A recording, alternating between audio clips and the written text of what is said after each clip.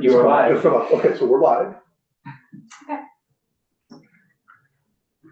This is the House Education Committee at 2-7.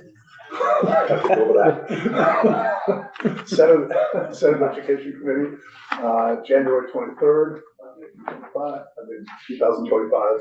It's 2:45. We just finished a joint hearing with the House Education Committee on sort of teacher development and teacher retention. And we're now back in our own committee room with Legislative Counsel Beth St. James. So we're going to listen to her presentation that I think she's done before on Governance 101 in this arena.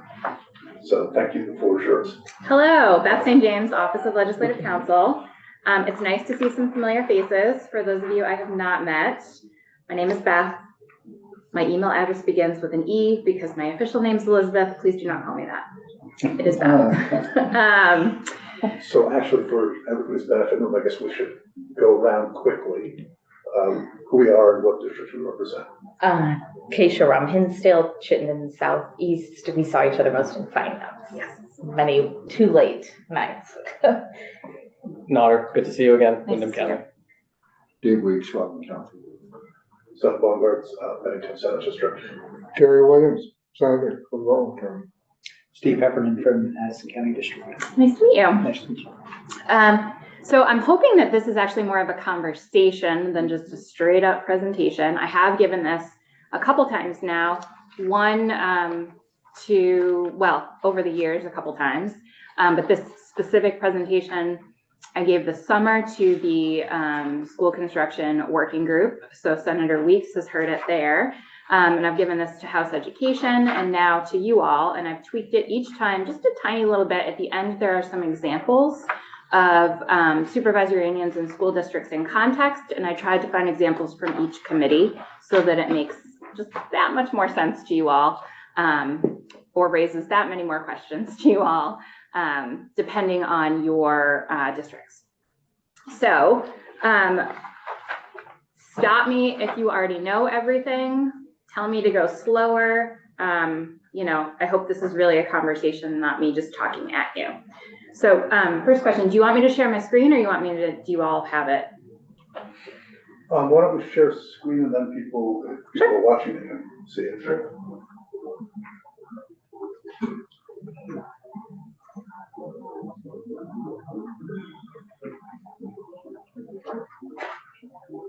So just the one thing I might have said at the beginning is this is, of course, partially to develop our understanding of how the system works now and the implications for us as we think through the future, given vis-a-vis what we heard yesterday. Yes, I think that is great level setting. Regardless of the work you do this session, these are terms that exist in state law now. And so you will hear them. So I think having a foundational knowledge of them is important. And this may sound, and some of you may be experts on this system, which is great, but it should surprise no one that even someone that you assume has a great working relationship with these terms may still get confused based on our current system of governance in the field. So we're going to start with the terms that we're going to talk about. So also, I've said this in every time I'm giving this presentation because it drives me crazy. I am a lawyer. I am not a clip art specialist.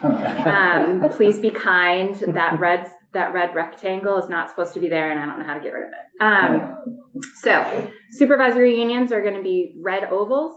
School districts are going to be blue squares. And then you're going to see the individual schools as the school symbol. So you can see how on this first slide, they're nestled in each other. The school district is nestled in the supervisory union and the school is nestled in the school district. So supervisory unions, what are they? They are administrative, planning, and educational service units created by the state board. So the State Board of Education has the jurisdiction, the ability, the power, whatever label you want to put on it, to adjust the boundaries of supervisory unions without anyone else okaying that decision. Supervisory unions can be made up of multiple school districts or just one school district. For the purposes of this conversation, we're going to talk about the difference between a supervisory union and a supervisory district, but you should assume that when I am talking about a supervisory union, if I don't make a distinction, that I'm also talking about supervisory districts. So supervisory unions are made up of multiple school districts. So you can see on the left there's one red oval with 3 blue boxes. Remember, those blue boxes are the school districts. On the right, there's the supervisory district, which is one supervisory union, one school district.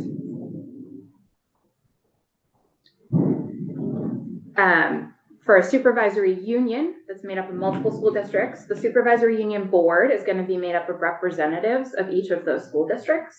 And for a supervisory district, one school district, the supervisory union board and the school district board are going to be one and the same. What does an SU do? So anytime you see something underlined, it's a hot link. So this will be a hot link to this statute. You should be able to click on it and take you to the legislature's website. So 16 VSA 261A, duties of a supervisory union board. This is not exhaustive. I've just put kind of the topics that I have worked with related to SUs over the years the most. So SUs are responsible for establishing supervisory union-wide curriculum and then helping school districts implement it.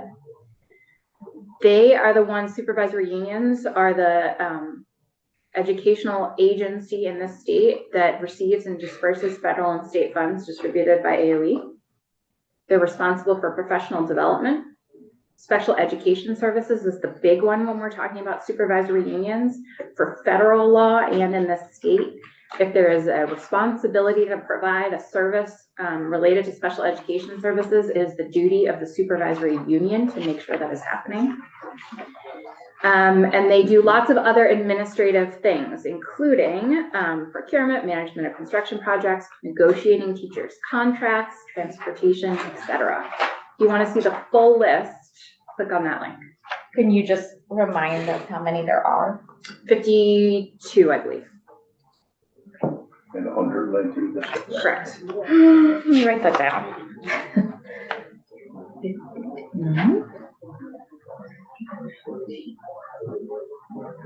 School districts.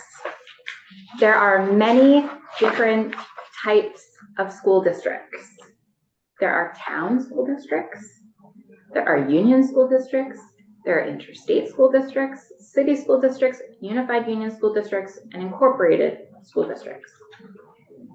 So if someone says school district, it could mean any one of those types of school district. And each of them is governed by a publicly elected board. So how do you figure out what type of school district you are in? Well, there are several questions you have to ask. The first one is, how many towns does the school district serve? And I'm using the term town intentionally for me, because a school district is a municipality itself. So the school district, if it serves one town, it's probably either a town school district, a city school district, or an incorporated school district. Incorporated means it was formed by a grant of a charter by the legislature, just like a municipality is. If the school district serves multiple towns, it is a union school district.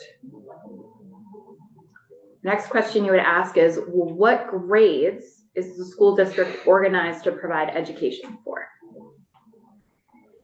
If the school district is organized to provide education for all grades, pre-K through 12, and it serves multiple towns, it would be a unified union school district. Everyone with me? Mm-hmm. Okay. If it's organized to provide all grades pre-K through 12 and it only serves one town, we're back to that town, city, incorporated. But if it serves multiple towns and it's only organized to provide a subset of those grades, then it's probably either a union elementary school or a union high school, depending on the grades that it provides education for. Can I ask a question?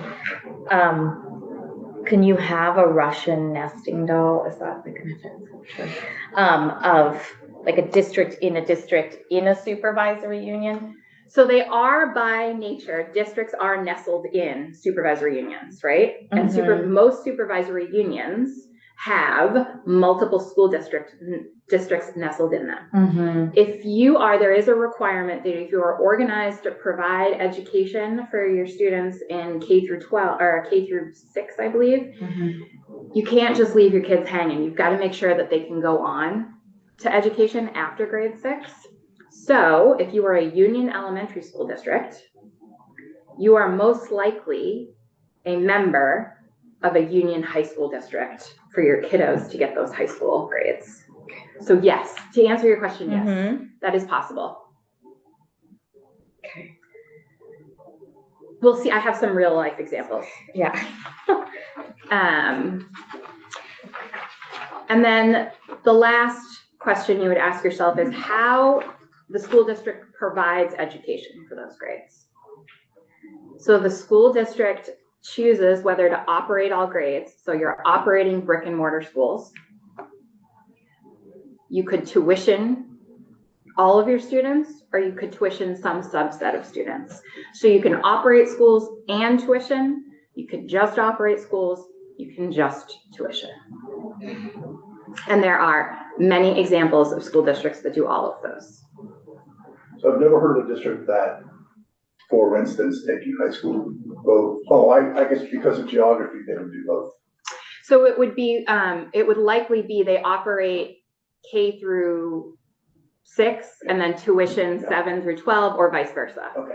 That's usually what it looks like. Okay, I thought you were suggesting they might operate a high school but still tuition high school. So there is, I should have started the presentation by saying there's a caveat to everything, literally. There is a provision in state law in our tuitioning statutes, which I can come in and talk to you about tuitioning separately, but there is a provision in the tuitioning statutes that does allow for discretionary grants of tuition to students, even if the school does operate, even if the district does operate schools. And it's usually when it's the best interest of the student to receive their education elsewhere. That is a discretionary decision made by each school board when that request is made. So there is a provision for that, but not on a broad scale. Okay. Excuse me.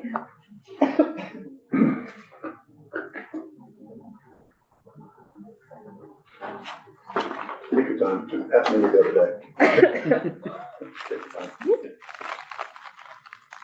There's also the concept of designation, which does not, that term does not appear on these slides, but it would be a school district that does not operate its own schools could, instead of tuition, is family choice in the state. So if you live in a district that tuitions, you get to choose where you go as long as it's an approved independent school or a public school.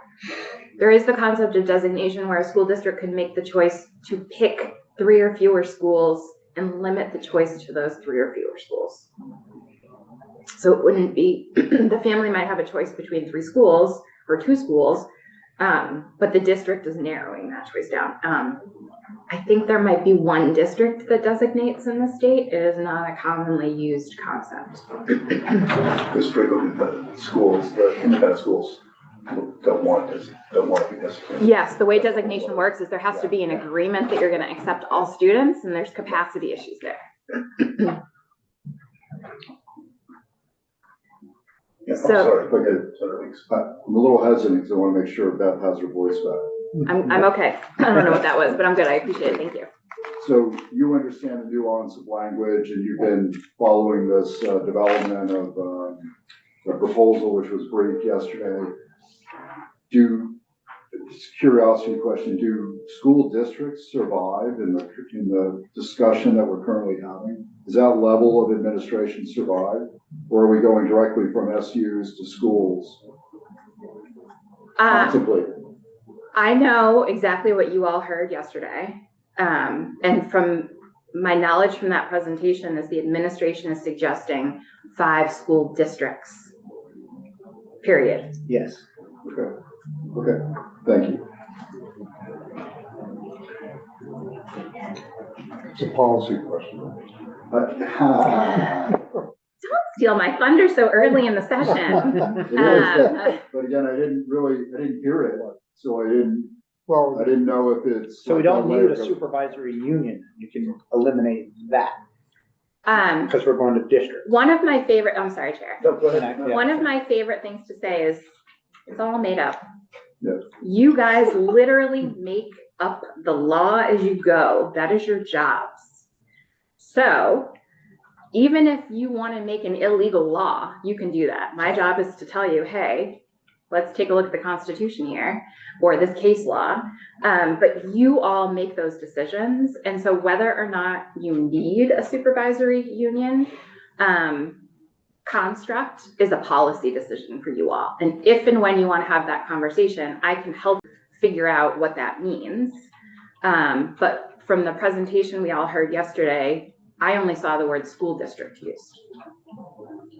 And, I had, for what it's worth, just assumed that meant that each of those districts would assume the responsibilities of the SU as well. But who knows? We'll get into those details. Yeah.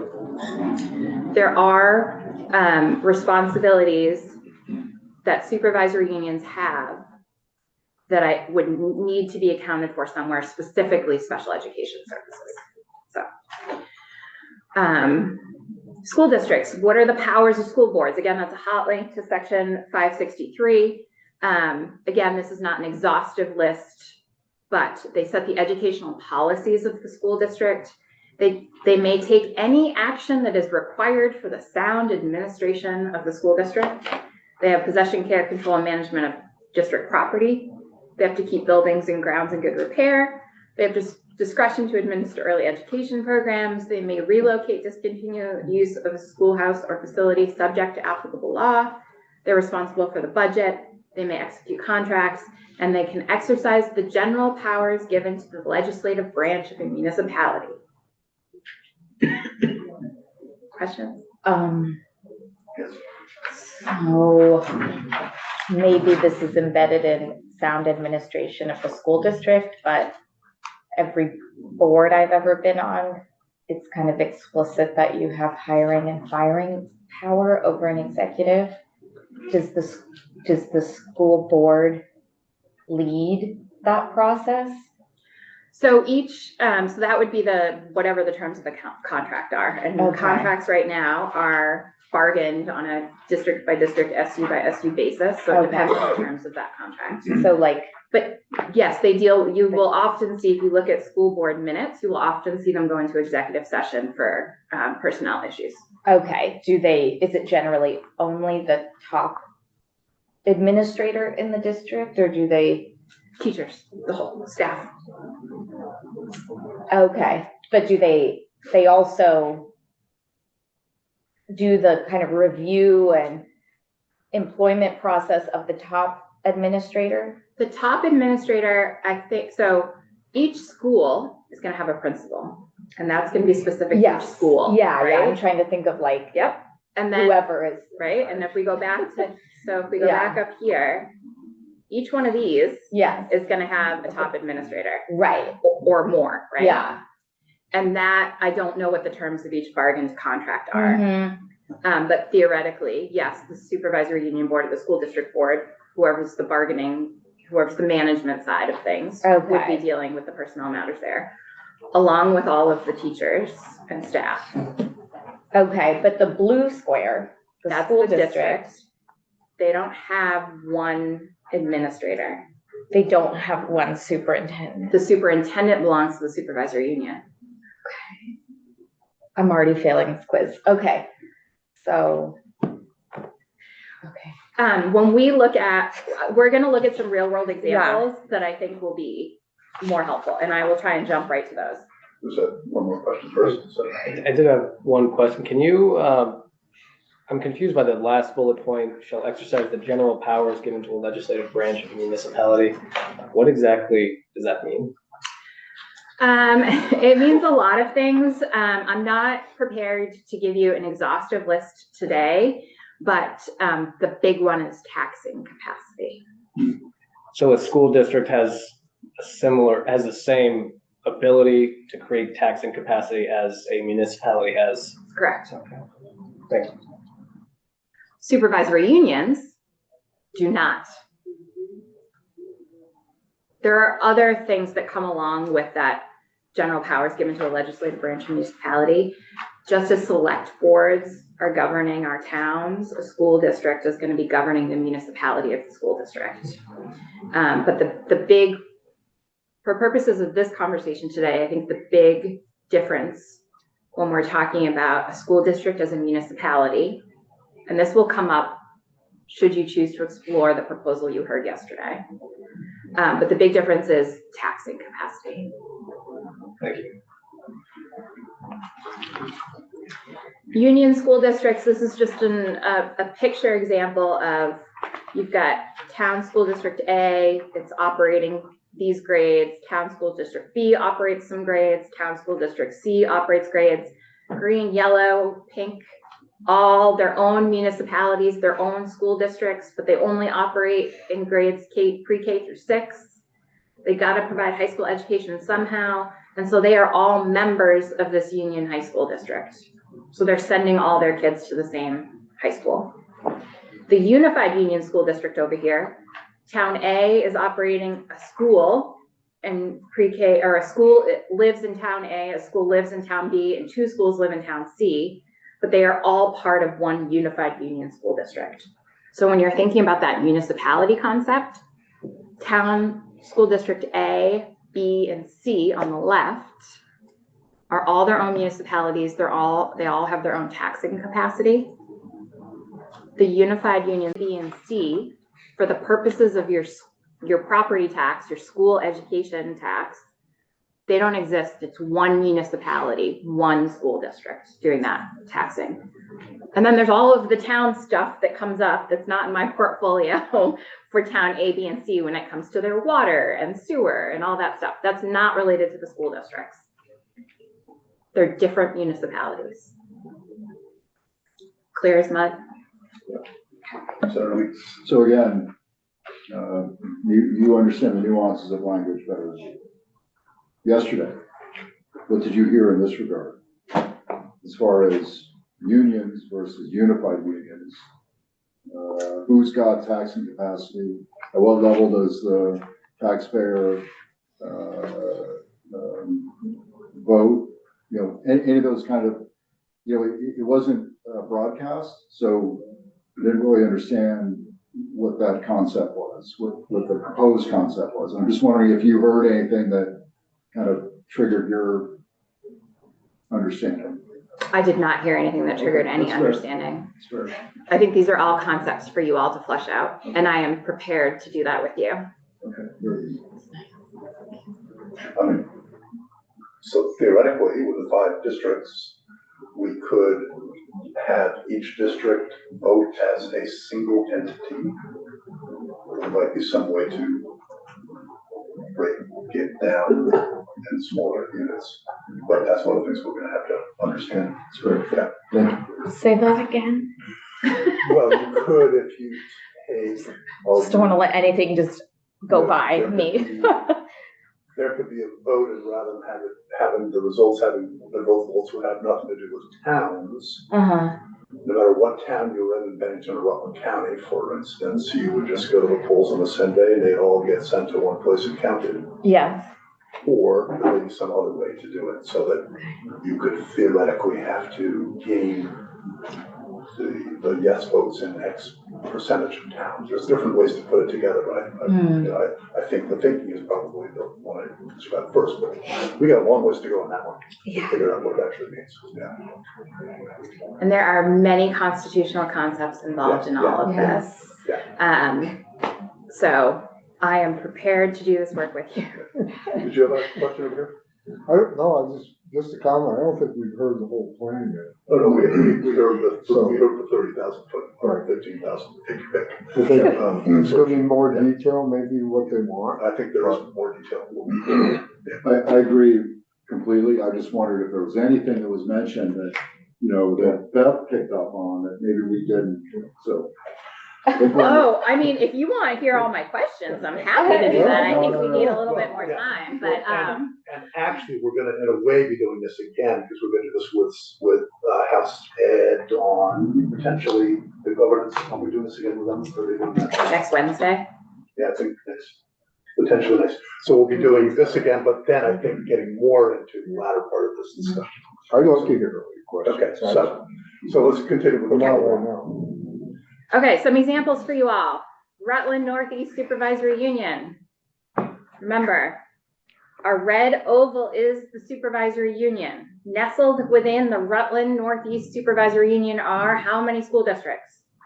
2. Great. So you've got Barstow Unified School District. Really feel like I'm back in Floyd. Well, this is the education committee, so I try to be on brand. This is also a very tough time of day, so I want to make sure everyone's engaged, myself included. Barstow Unified School District. It's made up of 2 towns, Chittenden and Mendon.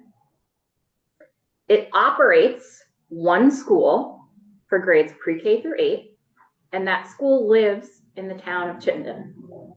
And then this school district tuitions grades 9 through 12. So that means for grades 9 through 12, those students get to choose where they go with that money, as long as it's a school that is able to receive public tuition. On the right-hand side is Otter Valley Unified Union School District. I love when the school districts tell you in their name what they are. So this school district is made up of Brandon, Goshen, Leicester, Leicester. okay. I'm not a native Vermonter. Pittsford, Sudbury, and Whiting. So we've got a pre-K through 6 school in Pittsford. We've got a pre-K through 6 school in Brandon. We've got a K through 6 in Lester Whiting. so Leicester operates K through 6, and Whiting has a pre-K program. Neshabie. Neshabie. Okay. Otter Valley Union Middle School and High School lives in Brandon, operates grades 7 through 12, but all of the kids in all of those towns go there. And so when the Otter Valley Unified Union School District is going to the polls to vote on their school budget, all the people in those towns are going to their different polling locations, but they're all voting for 1 school budget. Because these other 3 or 4 give their budget to Otter Valley and then they combine them all and send No. So school districts are responsible for their own budgets. Mhm. Supervisory unions are literally a line item, apportioned according to the services they provide for each school district on each school district's budget. So the supervisory union is not doing any voting whatsoever. It's not a municipality. Nope, I'm good. How do they apportion the amount? Is it per pupil? There is, and you're all getting one of these. I can tell you. This is why I hate sharing my screen. I'm so much faster on the internet. Let's see. I'm not going to waste our time. I will come back to you on Okay. that. There is a provision in law on how that is apportioned. So Chittenden and Mendon are going to the polls, and for the purposes of the school budget, there is no Chittenden and Mendon. There's only Barstow Unified School District. It's just that there happen to be people who are physically located in those towns. And then for Otter Valley Unified Union School District, for the purposes of the school budget, those 6 towns don't exist. It's 1 school budget, 1 municipality. The supervisory union is providing each of those school districts with services, but the supervisory union is getting its money from those school districts. I may have lost you with, you're saying the high school. Mhm. In which grade, in which town, or in which unit? School Otter district? Valley Mhm. Middle and High School Mhm. is only getting its money from, did I hear that wrong? Otter Valley High School is part of the Otter Valley School District. So it's part of the budget to operate that school is part of the overall budget for that entire school district. So all 6 of those towns listed vote for the Otter Valley Middle and High School. And the other three. all of the other schools, All is one. all is If one. the district, the board puts together a budget, Right. shall the voters raise whatever, however many millions to support this, support our schools, and it's in this case, it's 4 schools. Now, did that They decide change? how it gets apportioned, which I think, whatever Because that's. I seem to remember when Bristol has nowadays a unified high school. But I thought at one time we actually voted on an elementary budget and a high school budget. You may have, so there has been a lot of school district consolidation over the last decade, right? So a lot of people have memories that I am just not familiar with of what the structures were before today. It is also possible, there is a thing that I was trying to avoid talking about, but here we are, called a modified union school district. I'm not suggesting that what you are saying is a modified union school district because I'm not familiar off the top of my head with the Mount Abe school district, but there does exist the concept of a modified union school district. Remember, a union school district is providing all of the is providing education for all of the towns within it.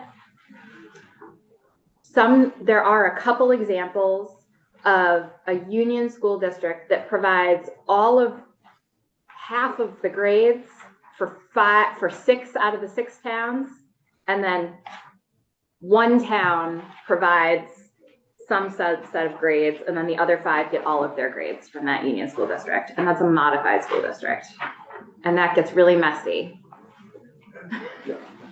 We'll leave that one behind for right now, unless we really, One thing I will point out that I think will be important for you all to consider in the conversations that I anticipate you all having this session is state law. So state law does not prescribe, so you can see in Otter Valley Unified Union School District, they've got 3 elementary schools to serve 6 towns. Those 3 elementary schools are located in 3 towns. State law doesn't prescribe how school districts draw those boundaries for attendance within the district. That is school district policy. That's a policy that's made at the school district level. So some school districts have choice where you can choose where to go to elementary school, et cetera, and they have a whole system for it. And then some school districts draw, residential boundaries around which school you go to. Make sense? yeah. So this is a medium example of complexity. This is medium. You have a question? Yeah. So where do the Barstow students go to high school? I don't know. They're not one of the towns on this. And I didn't bring my cheat sheet. When you hear from the Superintendent's Association, ask them for they have a school directory that they put out every year. And I find it incredibly helpful. It's got all of the school districts organized by supervisory union. And then it's got all of the schools that are in each school district and the towns for each school district and the towns that those schools are in. I find that, yes. So if you look up Barstow, you'll figure that out, but I don't know off the You top can of my answer your own. So just by way of example, that they could either tuition or they could have a different designated high school. Is that accurate? For Barstow? Yeah. Like the other tuition, meaning. Oh, I see what you're saying. I'm sorry. The school district. I'm sorry. I was thinking of Barstow as a town name. I'm sorry. Oh, you already said tuition. Right? Yes, sorry, tuition. Yes, my apologies. You already answered it. I wasn't even gonna Okay. ask why Barstow was the name of the school, but not the town, Right. but Barstow We're good. is a school. Yeah, Gentleman's name we found at the school. okay. Are we good? Okay, so we're gonna go to the easiest example next, and that is Milton. I know no one in this committee represents the Milton Supervisory District, but it is just such a nice, simple example that I'm using it. The students were here in this room yesterday. Oh. I mean, Senator Williams. Well, perfect. Okay, so we've got one oval Milton Supervisory. You'll notice instead of union, it says district because it only serves one school district. So the Milton, we've only got one blue square, the Milton Town School District. They operate 3 schools, an elementary school, a middle school, and a high school, all located in Milton. Nice and simple. Here is my favorite example. The Southwest Vermont Supervisory Union. So I'm going to ask you to ignore the words on the right for a second and just look at the left. So you've got one red oval. It's the Southwest Vermont Supervisory Union, and it's got 5 school districts in it. So the supervisory union is providing administrative services for all of those school districts.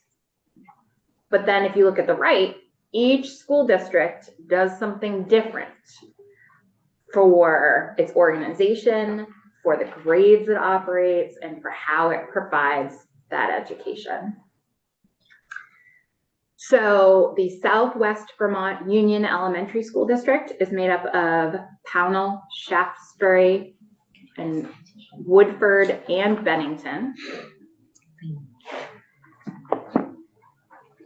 It operates pre-K through 6 schools at the Shaftesbury Elementary School, the Woodford Hollow Elementary School, and the Pownell Elementary School. And then Bennington, which is a part of the Southwest Vermont Union Elementary School District, operates has a school located in it that does pre-K, Bennington Elementary, Molly Stark Elementary, and Monument Elementary. They're all pre-K through 5. But that's one school district. The Mount Anthony Union School District. You'll see some repeated names here, right? Pownell, Woodford, Shaftesbury, North Bennington, Bennington. We just talked about 4 of those towns. So the first Southwest Vermont Union is an elementary school district. It is only organized to provide elementary school. So then that school district is going to be a member of the Mount Anthony Union School District for high school.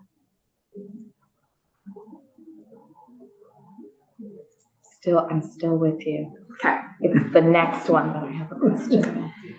Then we have the North Bennington School District. You'll notice that North Bennington is a town listed under the Mount Anthony Union School District. They send their high school, their high school kids go there. But you'll notice it's not listed as part of the Southwest Vermont Union Elementary School District. It is its own school district, and it tuitions all kids pre-K through 6.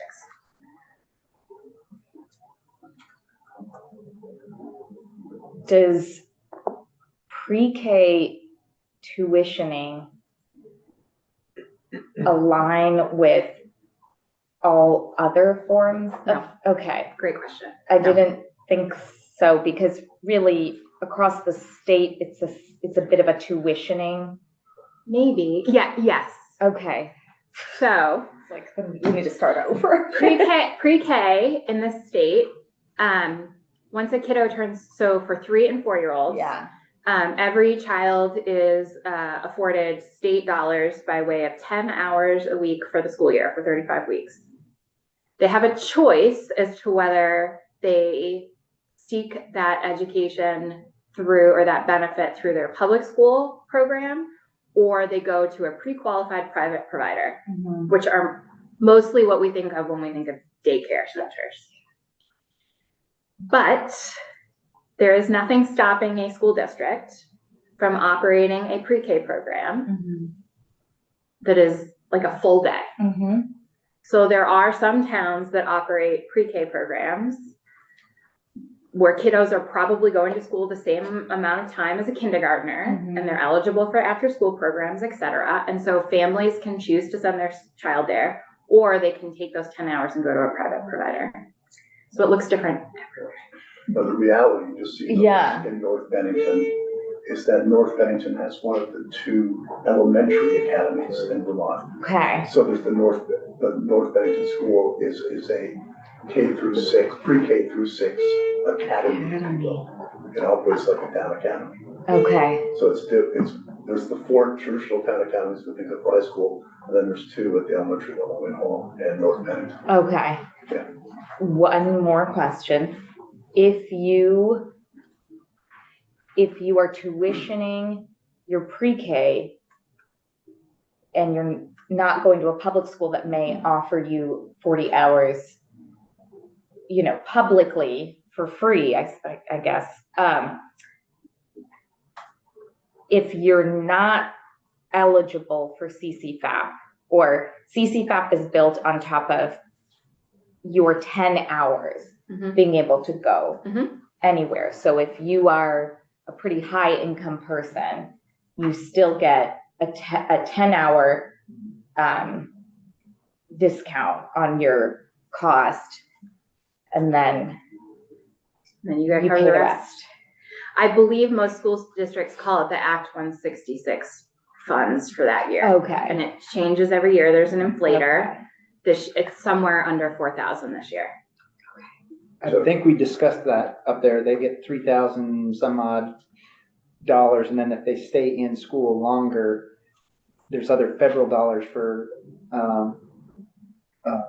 kids if they need it. Right, And then if you take them to a private, right. you'll actually get the tuition. Okay, one more permutation. If you are coming from a PK tuitioning town, They're all technically. they're all tuition technically tuitioning. Okay, so For PK. for if you- pre-K, yeah. if you are not in a district that has a public PK, but you are near a district that has a public PK, can you send your children to that public PK for free? That's a really great question. The Act 166 benefit is 10 hours for 35 weeks for the school year. So I think that would depend on a school district's policy. And their agreement. So you will see, school districts that operate schools, especially at the high school level, most of them will have a non-resident student policy for how they deal with kiddos that don't live in their school district but want to attend their school for whatever reason that is, tuition, special education, pre-K programs, whatever that is. So I think that's going to vary on a district by district basis. But your school budget that you vote on every year is paying for all the pre-K kids in Vermont.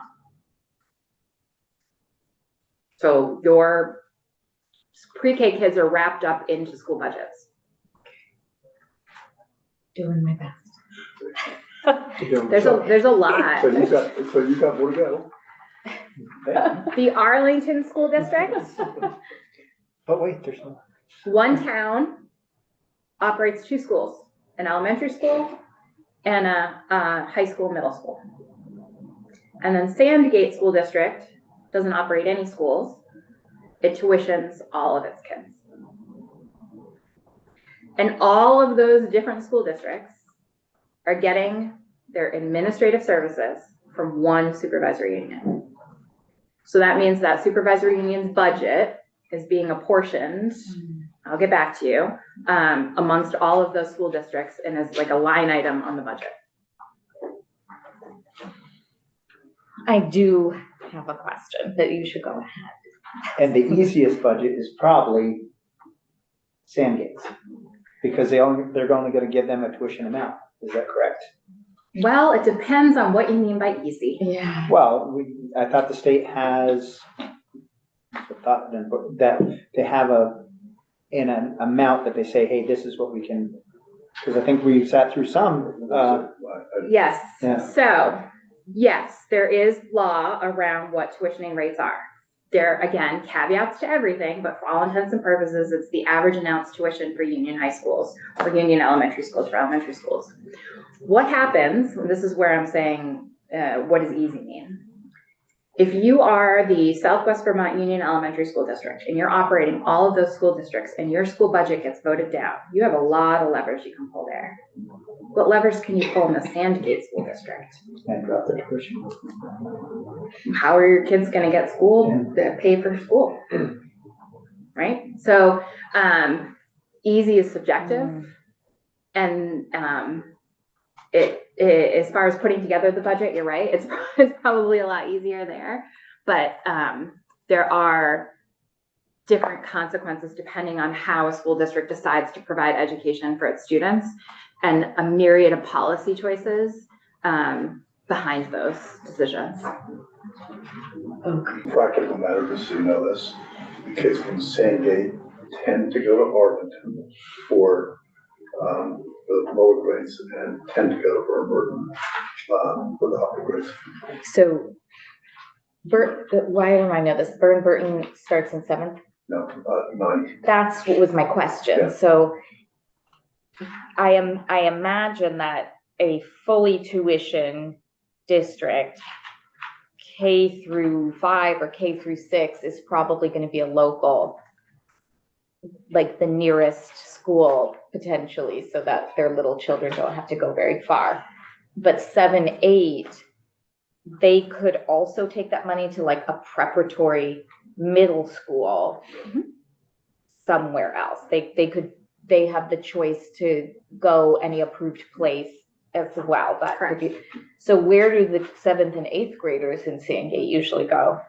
I don't know whether it's Arlington. By the way, I think for high school, I don't know the percentage, but a lot go to Arlington as well. Okay. They have choice between Arlington, or effectively they have choice between Arlington and Burton, and they go to whichever one they want to. There's a little wrinkle to that, but I won't go into it. But they can, it's a practical matter. They, Arlington and Sunderland, I'm not sure how that works, which ones they tend to go to. Okay, but they could choose like some Massachusetts. I don't know things. Yes, they could go to Switzerland. Yes. Okay. Yes. Okay, for middle school too. Okay. Did I miss somewhere that how special education operates is a supervisory union decision?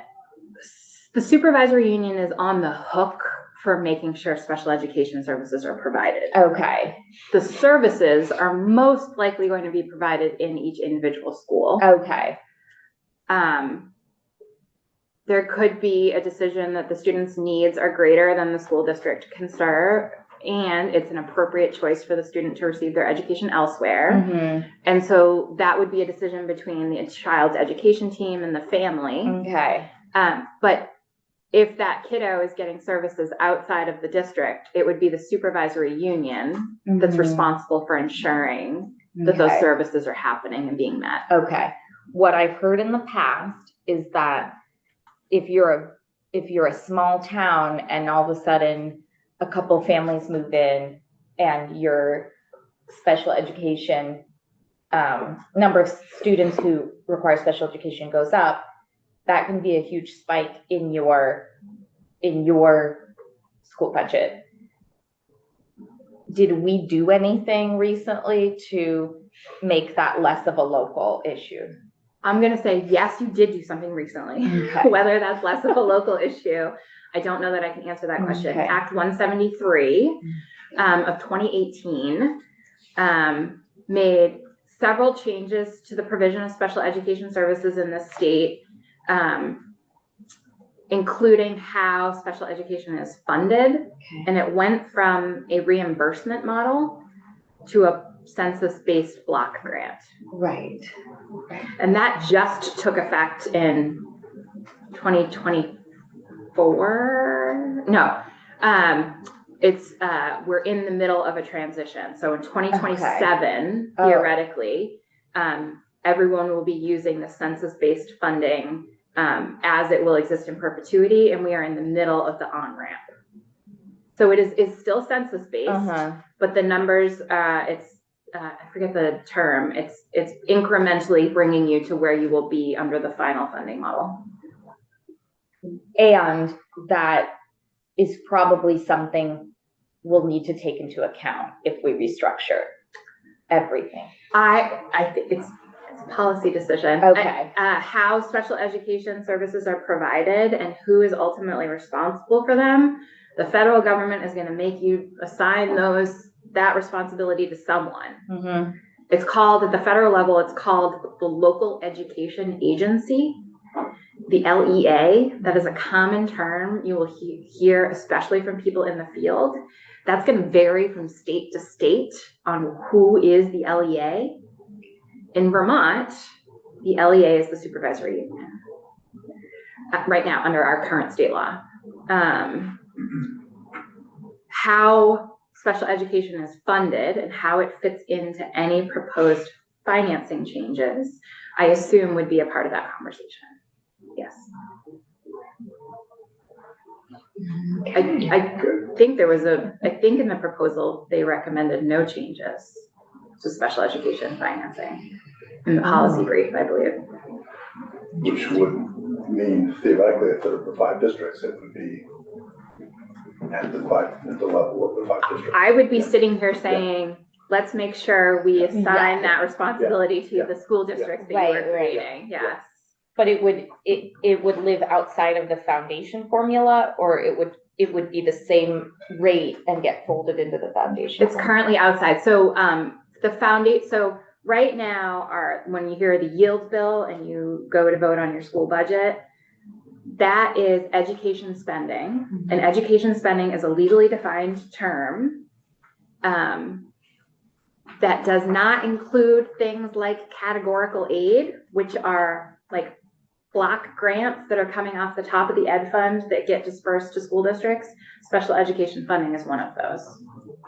So it's not included right now in education spending. It is coming out of the ed fund, so it does ultimately come out of property taxes. But it is, the amount a school district is getting is not the same formula. It's a different formula coming out of the same fund. Okay.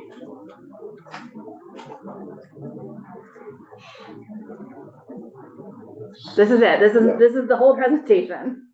I just have to say, I don't know how Beth does it, but it is just after this, it is a concern and a shame that the Education and the Finance Committee haven't had the same education until now. But like, it's really important that these committees understand each other, because I didn't know a lot of this, and we're painting it all with very broad brushstrokes in finance. And just so you know, we are working. Exactly. We have these committees go down the track together. Yeah. And figuring out how to get the basic knowledge. So thank you for translating between the two committees as best you can for many years. Yes. So I understand this was a brief that had been developed and used in many different occasions. Given that we gave last year some effort towards BOCES, I'm wondering where BOCES, if you can educate our, where does it fit into the governance? We should have renamed it last year. No, So- that is, Senator Weeks is pointing out something that is, the next time I revise these slides, I do need to include BOCES, I think. So if I can, I'm gonna kind of spin this a little bit, because we were defeated in our effort to focus BOCES, instead of talking about BOCES, talking more about what at the time we were talking about like super unions, which is essentially what we're looking at, the 5 big SUs or, districts or whatever you want to call them. But BOCES was kind of a predecessor to what in actuality, what we're affecting now with Secretary Saunders' initiatives and such. I'm just wondering if you can just at least lay the groundwork for what a BOCES is, because it passed. Right? Okay. So BOCES stands for, it's BOCES, Board of Cooperative Educational Services. And it is a new creation in this state as of July 1, 2024. It is a concept that exists in many other states. I believe over 40 other states have some form of this, and it's essentially just exactly what it sounds like. In this state, it allows supervisory unions to create boards of cooperative education services. So 2 or more supervisory unions get together. They develop their own quasi-political branch of government that is not a municipality, so no taxing capacity, but the purpose behind it is so that they can develop shared services and programs. And there's a whole provision, we added a whole new chapter to Title 16 that lays out how to create a BOCES. And the law required all supervisory unions to consider forming or joining a BOCES by a certain date, I think 2027. And then it required the Agency of Education to take a survey of BOCES that were in existence. How are they doing? What changes do you need? People who didn't join a BOCES, why not? What changes would entice you to do that? And then report back to the legislature in, I believe, 2028. There is no requirement in state law that a supervisory union join or form a BOCES, but there is a requirement that they get together and talk about it. Yes. Given that yesterday the word BOCES was never uttered, my sense is that that concept will fade and be absorbed into the larger unions or districts, the 5 entities, whatever they are called. That's what I took away from it. If you were to take the administration's presentation yesterday and just translate it to law, to fully operationalize it, you would literally be rewriting the title. And that's what you're doing now in your spare time. Yes. I can't do that until I receive direction from you all, actually. But yes, so there are going to be many concepts that need to be changed or go by the wayside depending on the policy choices you make. But absolutely, I think a policy question for you all to consider is whether the concept of BOCES is even necessary if you were to adopt the proposal that you heard yesterday. I'm sure the chair has had this conversation with you, but I still think it's helpful for us to hear what support you need from us. And I feel like I learned recently that there's currently no Brad James at the AOE. If you don't know Brad James, he went through Act 46 with us, and I mean, it came to every town with us and ran every number we needed, and was a really trusted partner to JFO as well. What is happening? Like, how are we going to do this with the capacity that we have? How much time do you have? About a month. I know, right? It And gives you can't get there from here in a meeting. Yeah. At the moment. Yeah. What was on to? Do you want me to answer that? Yes, best you can. So first of all, that was a very kind We have question. this discussion. Thank you. My job is to help you all achieve your goals, right? That's it. I am here to partner with you on wherever you want me to partner with you, but I can't make stuff up on my own, and I can't make policy decisions on my own. So I think communication is going to be really important for all of us. And I think, a great communicator. I'm also great with boundaries. So I am really good at telling you I don't have time for that, or what you were asking is unreasonable. All while acknowledging that it is my job to help you write legislation and realize your goals in the most effective way possible. So as much lead time as possible, right? If you all have been having conversations and you know you want to explore a concept and you'd like to see some language on it, I'm more than happy to write language that never sees the light of day, rather than to get a midnight request for language for the next morning. And just being aware that I am your attorney. I do not work in the field. so much, I think, of what you are going to contemplate is going to have practical, real world impacts that I will not be able to advise you on.